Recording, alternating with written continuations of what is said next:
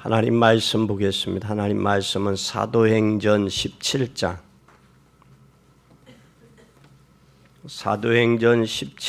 10절부터 15절까지 교독하겠습니다.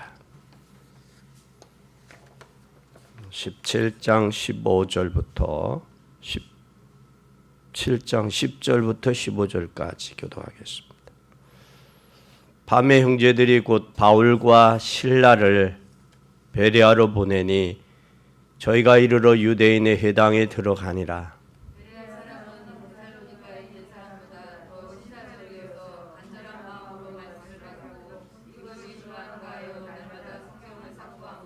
그 중에 믿는 사람들이 많고 또 헬라의 귀부인과 남자가 적지 아니하나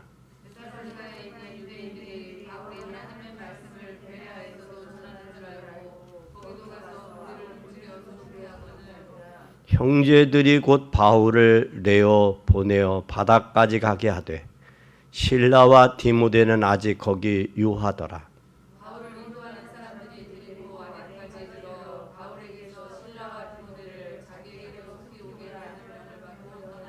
아멘. 오늘 이 유대인들의 모습을 보면서 우리가 유대인들을 보면서 우리가 기도해야 되겠다라는 생각이 듭니다. 여러분들이 바울과 실라가 복음을 전하면서 오늘 데살로니가에서 지금 데살로니가까지 갔어요. 데살로니가까지 갔는데 이 유대인들은 은혜 받으러 데살로니가 베레아까지 간 게 아니라 지금 뭐하러? 소동하고 방해하기 위해서 갔단 말이에요. 그러면 우리가 세상 살아가는데 내가 어디에 내 영혼이 맞춰졌느냐? 그 내 영혼 속에 뭐가 들어갔느냐가 참 중요해요. 이 유대인들은 율법이 들어갔고 선민 사상이 들어가니까 자기네들과 맞지 않으니까 핍박하고 박해하는 거거든요. 우리 불신자들도 자기들의 마음속에 들어가 있는 그것이 안 바뀌어서 핍박하고 박해하고 또 여러분들을 어렵게 만드는 거 아니에요.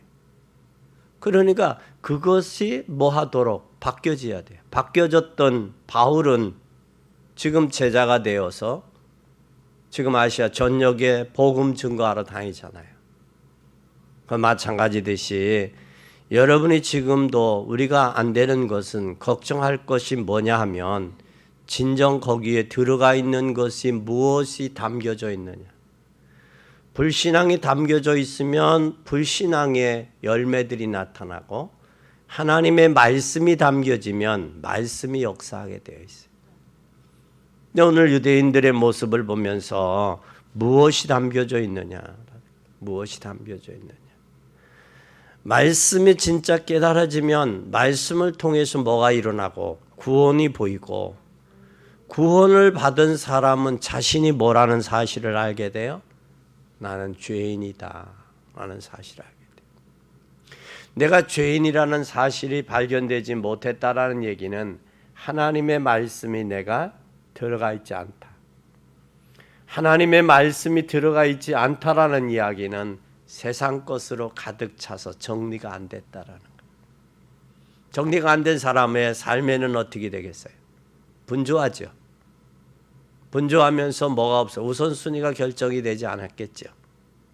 그러니까 세상을 분주하게 사는 거예요. 우리는 하나님의 말씀이 정리가 들어가고 말씀이 들어가면 구원의 역사가 나타난다. 구원의 역사가 나타나면 내가 죄인이라는 사실을 깨닫게 된다. 이 말씀이 어디 속에 각인이 되어져야 되느냐? 내 영혼에 각인이 되면 각인이 된 사람이 어떤 사람이냐? 사도행전 1장 1절에 그리스도 예수 그리스도로 말미암아 나의 과거가 깨끗하게 해결되고 내 과거가 깨끗하게 해결되면서 하나님의 흑암의 둘레들을 꺾어버리셔요. 이게 꺾어져야 돼요.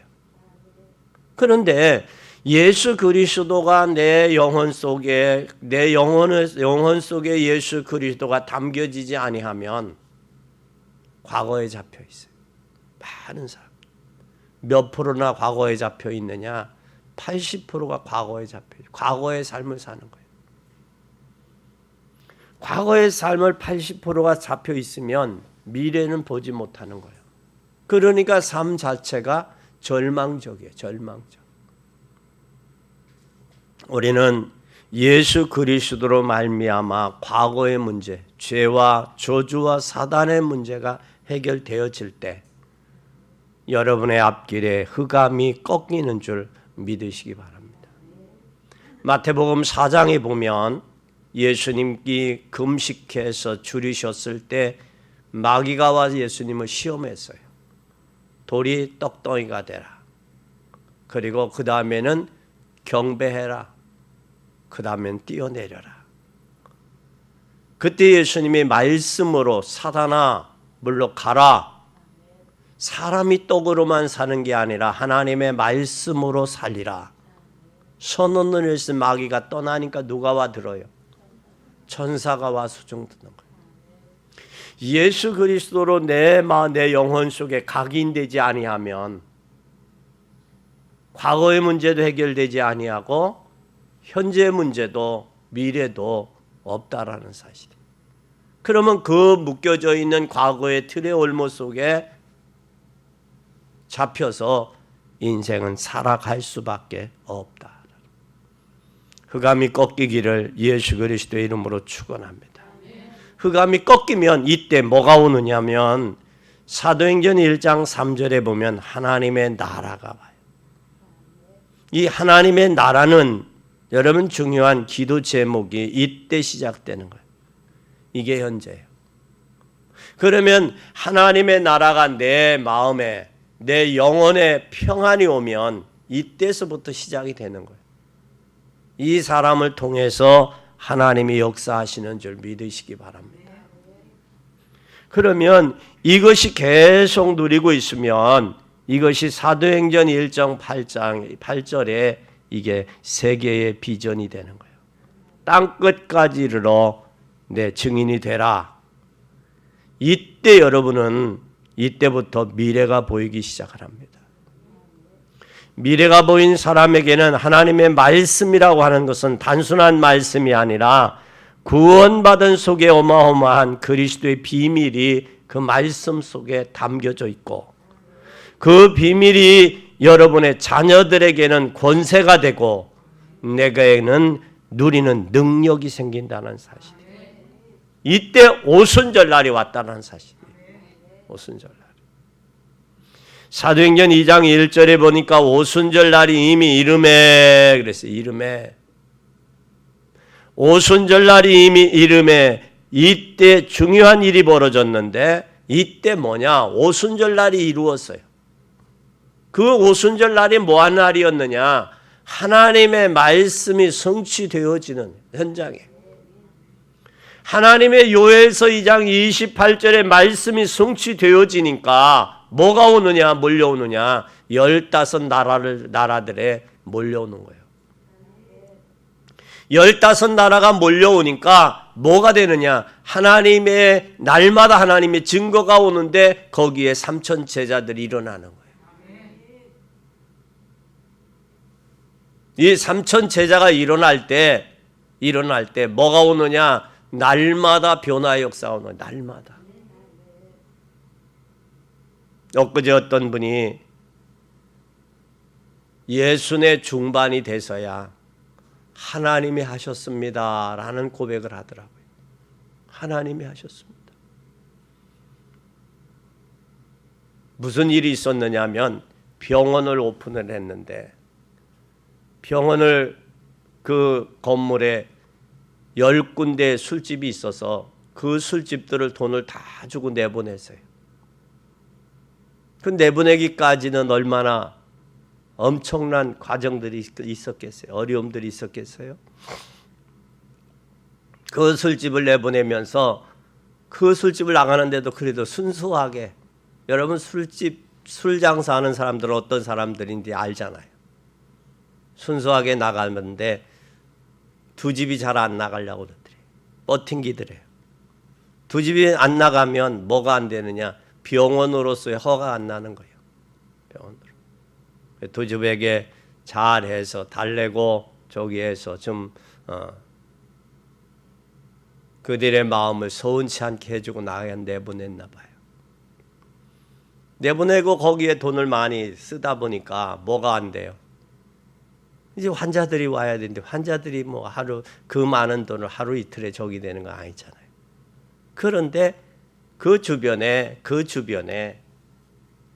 병원 한 병원이 경매가 나가서 그 병원에 있던 환자들 100명이 이 병원으로 몽땅 오는 거예요. 오면서 두려움과 불안함에 떨었으니까 사람이 왜 체력이 말랐어요. 몸이 많이 말라서 그때 걱정하지 마세요. 하나님이 하실 테니까. 그리고 집사님은 원장님은 하나님을 향해 가세요. 하나님을 향해 가세요. 그때 그가 그 고백을 해요. 목사님. 어제서 고백 목사님. 하나님이 하셨다는 것을 이제서야 할 수 있습니다. 한두 명, 10여 명은 할 수 있지만 100여 명이 한꺼번에 몰려와서 이제 병원을 더 늘려야 되겠다는 더 늘려야 된다. 여러분, 우리는 하나님이 하셨다. 그 말은 하나님이 역사하셔야 된다는 거예요. 우리 마음속에 예수 그리스도로 각인되고 하나님의 나라가 현재 기도를 통하여 내 마음에 이루어지고 그러면 내 미래는 하나님이 열어 가신다라는 사실이에요. 이때 오순절의 역사와 제 구시기도 시간이 이해가 되는 거예요. 이게 이해가 되는 거예요. 이게 이해가 되지 아니하면 이게 이해되지 않으면 사도행전 4장 12절이 이해가 안 돼요. 천하 인간의 다른 이름으로 구원받을 수 없다라는 거예요. 천하 다른 이름으로 구원받을 수 없다는 게 어떻게 이해가 돼요? 입으로는 이야기하지만 이해가 될 수 있냐고요? 안 믿어지지. 그래서 나온 게 종교다원주의가 나왔어요. 종교다원주의가. 그래서 종교화가 나온 거예요. 천하 다른 이름으로 인간 다른 이름으로 여러분의 인생의 죄와 저주와 사단의 문제 여러분의 미래의 문제 해결될 수 없어요. 미래의 문제 해결될 수 없어요. 여러분이 이 사실들을 여러분이 기억하고 깨달아지고 발견되어지기를 예수 그리스도의 이름으로 축원합니다. 이때에 어둠의 세력들이 꺾이는 거예요. 이게 이때 이 신앙생활이 올바로 되는 거예요. 그러면 여러분 오늘 우리에게 가장 기도 제목이 중요한 기도 제목이 이때 나오는 거예요. 이때. 이 기도 제목이 나오면 이 축복을 가장 누린 사람이 유대인인데 이 축복을 누려야 될 사람이 유대인인데 못 누리고 있단 말이에요. 그럼 오늘 유대인을 위해 기도합시다는 저쪽에 이스라엘에 있는 그 유대인들을 위해 기도하는 게 아니라 우리의 자신들이 하나님의 이 축복을 누려야 되는데 누리지 못하는 자신을 위해서 또 누려야 될 남편이 있는데 남편이 이 축복을 누리지 못하는 남편을 위해서 이 축복을 누려야 되는 누리지 못하는 자식을 위해서 기도해야 된다는 거예요.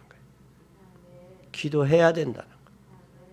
저들이 이 축복을 못 누리면 복음을 막는 방해자들이 되고 이 유대인들이 그 베레아까지 쫓아와서 바울과 실라가 복음 전하는데 방해하는 그 모습을 우리는 보잖아요.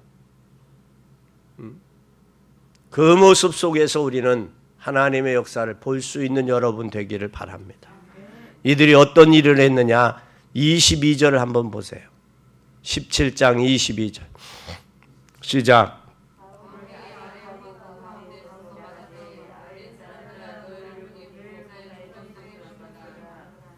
내가 두루다니며 너희를 위하는 것은 능보다 알지 못하는 신에게 새긴 단을 보았으니 그런즉 너희가 알지 못하고 위하는 그것을 내가 너희에게 알게 하리라. 그러면서 23절에 그런 고백을 해요. 23절에. 24절에 뭐라고 그래요? 우주와 그 가운데 있는 만유를 지으신 신께서는 천지의 주제시니 손으로 지은 신에 계시지 아니하다. 또 무엇이 부족한 것처럼 사람의 손으로 섬김을 받는 것이 아니니 이는 만민에게 생명과 호흡과 만물을 친히 주시는 자다. 너희들이 사람의 손으로 고안해서 만드는 그것이 전부인 양 너희들 하지만 너희들이 알지 못하는 그분은 천지를 주관하고 사람의 뭘 주관해? 호흡도 주관하는, 살고 죽는 것도 그분의 주권에 있다. 너희들이 알지 못했잖냐? 그분은 천지 만물뿐만 아니라 니네들 호흡까지도, 인간의 호흡까지도 주관한다. 지금 바울이 지금 그 고백을 하고 있는 거예요. 오늘 우리의 삶은 생사화복이 하나님의 주권 아래 있다라는 사실을 인정하고 발견하고 고백한다면 오늘이 하나님 성령으로 충만해서 하나님과 소통되어지는 시간이 되게 해주세요. 그리고 나의 잘못 들어간 것 각인이 바꿔지는 시간이 되게 해주세요. 그리고 하나님의 성령으로 충만한 시간 되게 해주세요. 그 고백이 돼야 돼. 근데 유대인들은 자기네들의 손으로 고안해서 만들어 놨어요. 그죠? 그게 무슨 힘이 있어요? 잠시 마음의 위안은 받을 수 있을지 모르나, 마음의 위안은 받을 수 있을지 모르나 무슨 힘이 되겠냐고. 그런데 바울이 그런 말을 하잖아요. 이분은 모았던 분이다. 하늘과 땅의 뭘 가운데 있다? 천지의 주제의 신이. 손으로 지은 전에 계시지 아니한다. 근데 이분은 우주 가운데 계시다. 또 무엇이 부족한 것처럼 사람의 손으로 섬긴 것이 아니라 만물에게 생명과 호흡과 만물을 친히 주신 자십니다. 그분은. 뭐가 부족해서 하늘과 땅의 만물을 주관하시는 그분은 사람의 손으로 만든 곳에 계시겠냐? 바울이 지금 그 고백을 하고 있는 거예요. 누구들에게? 유대인들에게. 하나님이 진정 하늘과 땅의 모든 권세 가지시고 생명을 주관하시고 호흡까지도 주관한다면, 그걸 안다면 핍박하겠어요? 박해하겠어요? 거기에 목숨까지 걸겠냐고요. 오늘 우리는 이 사실을 깨닫는 여러분 되기를 바랍니다. 첫째, 우리는 뭘 보고 가야 되느냐? 우리는 구원의 길을 보고 가는 거예요. 인간에게 구원의 길을 보고 가야 되는 인간에게 문제가 왔어요. 그 문제가 뭐예요? 창세기 3장 5절에 보면 너희가 그것을 먹는 날에는 너희 눈이 밝아 하나님과 같이 되어 선악을 알 줄을 하나님이 하신다. 뭐와 같이 된다는 말에? 하나님과 같이 된다는 말에 유혹에 넘어갔어요. 그래서 유혹에 넘어가서 그것을 보니까 보암직, 먹음직, 탐스럽고 지혜스럽고 할 만큼 지혜로운 탐스러운 줄 알았어요. 뭐가 뺏겼어요? 마음이 정명돼. 마음이 빼앗기고 보니까 보암직하고 먹음직하고 탐스럽고 지혜스러우게 보인 거예요. 그래서 여러분의 영혼 속에 무엇으로 각인되었느냐? 하나님의 말씀으로 각인되어졌느냐? 종교와 율법과 도덕으로 각인되어졌느냐? 무엇으로 여러분의 영혼 속에 각인됐냐? 참 중요해요. 그것뿐만 아니라 그렇게 하나님 떠나고 나니까 뭐가 돼버렸느냐? 창세기 6장 4절에서 5절에 보니까 뭐가 돼버렸어요? 당시 땅에는 네피림이 있었고 그 후에도 하나님의 아들들이 사람의 딸들을 취하여 자식을 낳았으니 그들은 용사라 고대의 유명한 사람들이라. 여호와께서 사람의 죄악이 세상에 가득함과 그의 마음과 생각으로 모든 계획이 항상 악했다라는 마음과 생각. 왜 마음과 생각이 악했냐? 들어간 게 그거 들어가니까. 네피림이 들어가니까. 육신적인 것들이 들어가니까. 영적인 게 말씀이 생명이 들어가지 아니하고 육신적인 게 들어가니까 그렇게 바뀌어져 버린 거예요. 마음과 생각에 계획이 항상 뭐 했다? 악했다라는 거예요. 악했다. 그걸 보시고 하나님이 한탄하시고 하나님이 뭐 했을 사람을 지으신 것을 한탄하시고 창세기 11장에 가면 노아와 이 11장의 사람들의 바벨탑을 쌓은 성공을 했어요. 생각과 마음이 약하고 그 계획이 약하니까 하는 일 모든 게 악한 것을 하는 거예요. 옛날에 그런 어르신들이 그런 말을 했지. 미운 자식은 하는 짓마다 뭐하게 보인다고? 밉게 보인다고 그래요. 그러니까 악한 사람은 하는 것마다 악한 것을 하는 거예요. 하나님을 기쁘시게 하나님의 영광을 위해서 하는 게 아니라 하는 짓마다 항상 마음이 하나님 악한 것들을 하는 거예요. 계획도 악한 것 계획하고 생각도 악한 것 생각하고 마음도 악한 것에 잡혀있고 그거예요. 이것이 하나님 떠난 인생들의 모습이다. 그게 언제 시작이 되냐 이런 일들은 하나님 떠남으로 시작됐느냐? 떠남으로 시작된 게 아니라 누구에게? 사단에게 그 생각을 빼앗기고 나서 시작이 된 거예요. 여러분 생각이 빼앗기면 따먹는 거 쉽지요. 생각이 저기 돼 있는데. 생각의 의식 속에 보함직 먹음직 탐스럽고 지혜스럽게 보였는데 그거 뭐 자동적으로 넘어가잖아요. 자동적으로. 그러면 뭘 빼앗겼다? 생각을 빼앗겼다. 생각을 빼앗기니까 뭐는? 행동은 자연적으로 수반이 된다. 행동이 수반이 되면 계획은 항상 악한 것을 계획하고 있다. 잘 보라고요. 이것이 뭐가 빼앗겼어요? 생각이. 그래서 바울은 빌립보서 4장 6, 7절에 마음과 생각을 지키시는 그분. 기도해라. 왜? 내 마음과 생각이 악한 것들에게 잡히지 않도록 기도해라. 여러분 꼭 기억하세요. 이게 그것뿐만 아니라 이것을 전부 뭘로 바꿨어요? 생각도 계획도 마음도 악해지니까 문화로 자체가 되어버렸어요. 문화 자체가 됐는데 사도행전 13장에 보니까 이 안디옥 교회에 누가 있었느냐? 안디옥 교회 복음을 가로막는 섬 가운데 바보의 바이에수라고 하는 거짓 선지자 마술사가 이 총독 서기오 바울로 하여금 예수를 믿으려고 복음을 증거하는데 이 마술사가 총독으로 하여 믿지 못하게 막고 있는 거예요. 여러분, 우리 현장에서 복음이 증거돼야 되는데 복음을 막고 있는 것이 있어요. 그게 우리나라에 문화라는 이름으로 명분으로 어떻게 문화입니까? 근데 그것은 문화라고 했어요. 이게 마술도 문화예요. 마술 문화.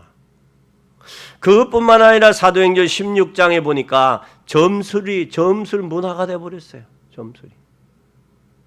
16장 16절에서 18절 기도하는 곳에 가다 점치는 귀신 들린 여종 하나를 만나니 점으로 그 주인을 크게 이익을 주는지라. 바울과 우리를 따라와 소리질러 이 사람 지극히 높으신 하나님의 종으로 구원의 길을 너에게 전하는 자라 하며 이같이 연하를 바울을 심히 괴롭게 하여 그 귀신에게 이르되 예수 그리스도의 이름으로 내가 내게 명하노니 그에게서 나오라 하니 즉시 나왔어요. 그런데 귀신이 점하는 귀신이 나오니까 뭐가 됐어요? 이익이 끊겼잖아. 그러니까 바울과 실라를 빌립보 감옥에 갇힌 거예요. 고소한 거예요. 그러면 지금 점술과 역술이 뭐 하고 있다는 거예요? 문화화돼서 상업화되고 있다는 거예요. 여러분 잘 봐야 돼요. 현장을. 그리고 사도행전 19장에 보니까 19장 8절서 20절에 보니까 바울이 회당에서 석 달 동안 하나님의 말씀을 강론했어요. 그래서 어떤 사람에게 마음이 굳어 순종치 않아. 왜 하나님의 말씀이 순종하지 않느냐? 마음이 강팍해서 그래요. 마태복음 13장에 우리의 사람의 마음의 밭을 비유를 했어요. 옥토밭, 가시밭, 돌짝밭, 길가밭, 마음의 밭이. 왜 하나님의 말씀의 역사가 안 일어나느냐? 들어가도 역사 안 일어나느냐? 마음이 강팍하고 완악해서 그래요.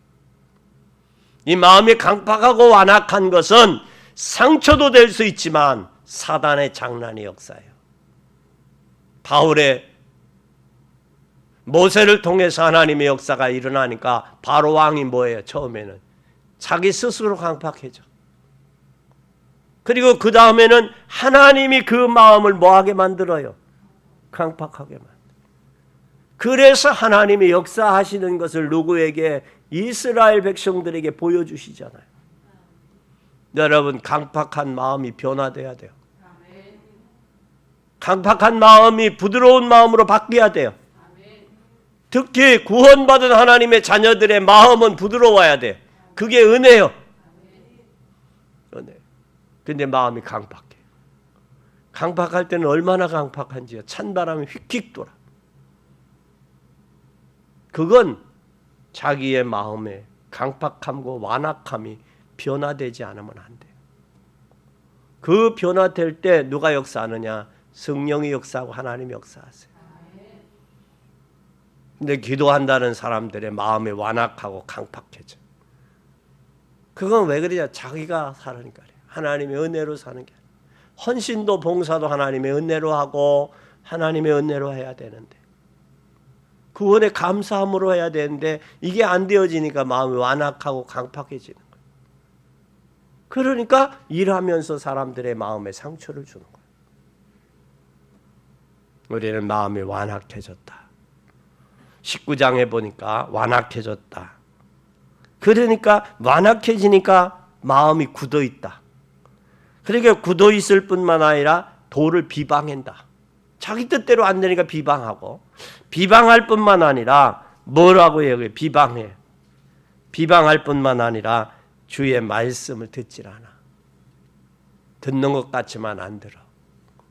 그 마음이 완악하고 그것은 그 마음속에 뭐가 들어가 있느냐? 우상을 섬기는 거예요. 우상을. 그래서 여기에 에베소에 아데미 신전이 우상이 있는 거예요. 우상이. 오늘 우리는 이런 시대 속에 저와 여러분이 살고 있다라는 사실이에요. 또 그뿐만 아니라 이것이 누구에게 파고 들어갔느냐? 개인에게 들어갔어요. 개인에게 이것이 파고 들어갔어요. 어떻게 파고 들어갔느냐? 요한복음 8장 44절에 보니까 뭐라고 말씀하고 있느냐 하면 너희는 너희 아비 마귀에게서 났으니 너희의 아비의 욕심을 너희도 행하고자 하느니라. 그러니까 마귀에게서 났으니까 마귀의 자식이니까 욕심이 그 마음에 가득한 거예요. 욕심이. 그러니 뭐하고요? 욕심이 가득해요. 저는 처음부터 살인한 자요. 진리가 그 속에 없으므로 진리에 서지 못하고 거짓을 말할 때마다 제 것으로 아닌 거짓말장이요 거짓의 아비가 돼. 마귀 자식이 되었습니다. 그러니까 입만 벌리면 거짓말하는 거예요. 입만 벌리면. 그것뿐만 아니라 출애굽기 20장 4, 5절에 뭐 섬기느냐? 우상 섬기는 거예요. 우상 섬기는. 그런데 성경은 뭐라고 그랬느냐? 하나님 여호와는 질투하는 하나님인즉 나를 미워하는 자를 죄를 갚되 아부를부터 3, 4대까지 이르게 한다 그랬어요. 우상 섬기면요 3, 4대까지 내려가요. 우상을 꺾으세요. 우상 꺾는 길이 여러분은 사는 길이에요. 그리고 자식들에게 자식을 살리는 길이에요. 그뿐만 아니라 마태복음 11장 28절에 보면 수고하고 무거운 짐을 지고 있어요. 많은 인생들이. 근데 예수님은 뭐라고 말씀하고 있느냐? 수고하고 무거운 짐진 자들아 다 내게로 오라. 내가 너희를 쉬게 하리라. 나는 마음이 온유하고 겸손하니 내 멍에를 메우고 배우라. 그리하면 너희 마음이 쉼을 얻으리니 이는 내 멍에는 쉽고 내 짐은 가벼움이니라. 주님에게 와서 짐을 내려놓으면 되는데 오지도 아니하고 짐을 내려놓지도 못하고 있어요. 그러면 우리는 이때 기억해야 돼요. 그때 그뿐만 아니라 육신적인 사도행전 8장 4절서 8절에 보면 육신적인 질병으로 잡혀 있어요. 육신적인 질병에 잡혀 있을 뿐만 아니라 누가복음 16장 19절에서 31절에 보면 지옥 배경 가지고 사는 거예요. 인생. 지옥 배경 속에서 살 뿐만 아니라 마태복음 27장 25절에 보면 문제가 나는데 누구에게까지 가느냐? 후손에게까지 가는 거예요. 후손에게. 예수님을 십자가에 못 박은 죄의 대가로 인해서 AD 33년에 십자가에 못 박으면서 그의 죄를 뭐라고 그랬느냐? 우리와 우리 후손들에게 돌려라 그랬어요. 그러면 예수님 십자가에 못 박여 달려 돌아가시고 나서 AD 70년에 불과 한 대가 못 가서죠.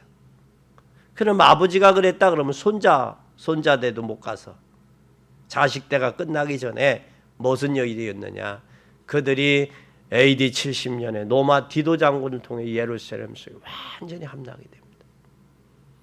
함락이 되고 저들이 1848년에 이스라엘이 독립하기까지 몇 년 동안 1848년 동안 23개국에 흩어서 유랑민족의 삶을 사는 거예요. 비참한 삶을 사는 거예요.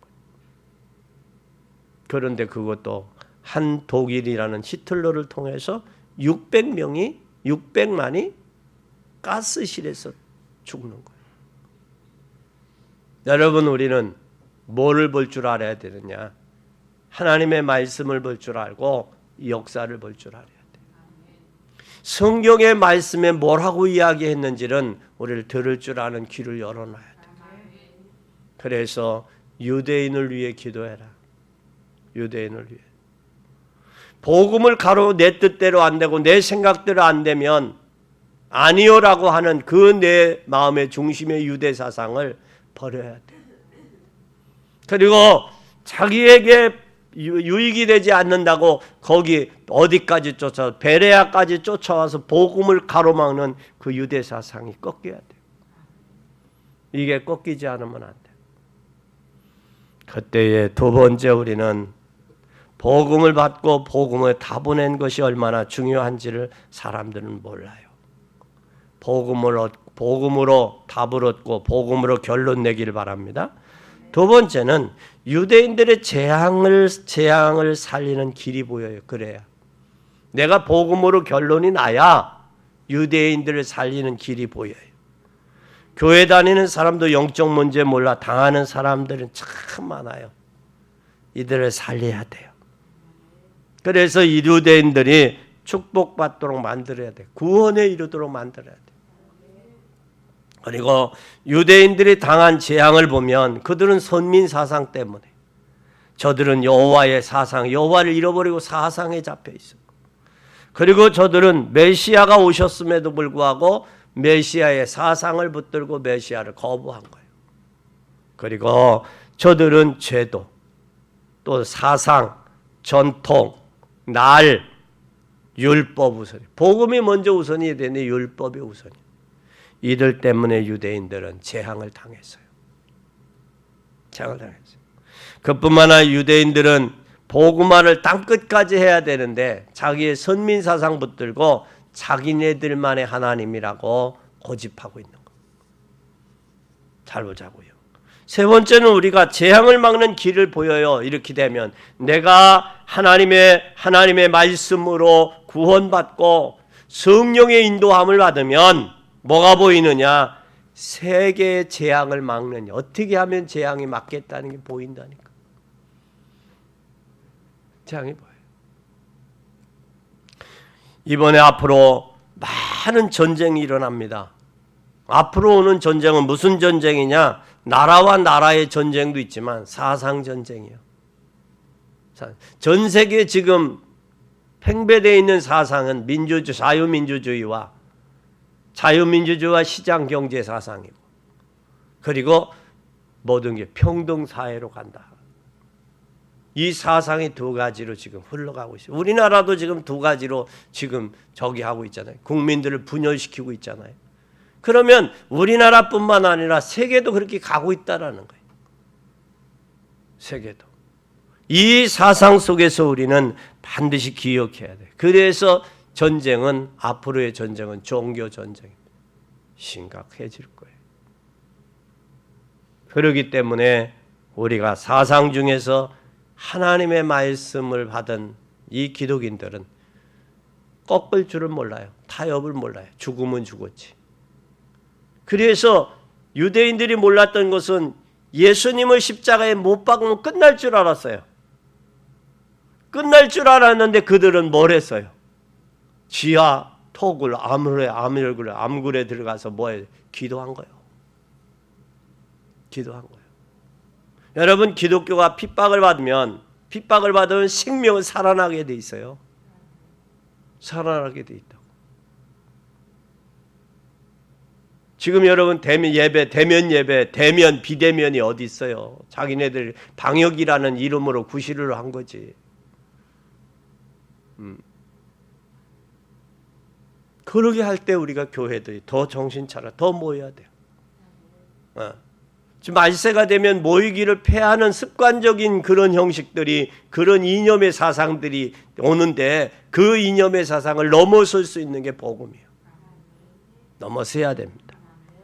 그리고 이제는 더 무서운 것은 영적 전쟁이 일어나는데, 영적 전쟁은 지금 종교화가 돼요.